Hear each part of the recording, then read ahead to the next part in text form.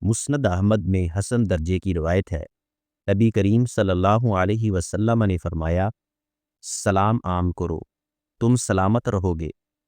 صرف بعض لوگوں کو ملاقات اور سلام کے لیے ترجیح دینا بدترین بات ہے۔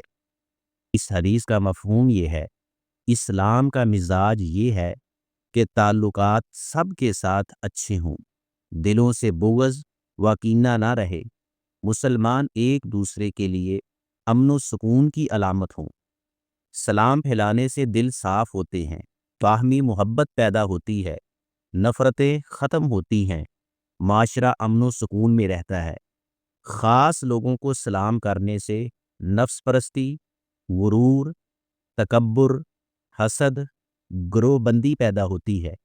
یعنی امیر کو سلام کرے، غریب کو سلام نہ کرے، اپنے قریبی کو سلام کرے، عام مسلمان کو نظر انداز کرے، اپنی پارٹی، اپنے گروپ کو سلام کرے، دوسروں کو سلام نہ کرے۔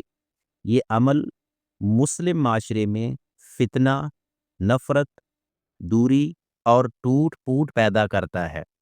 اس سے شر پھیلتا ہے اور اسلام شر سے روکتا ہے۔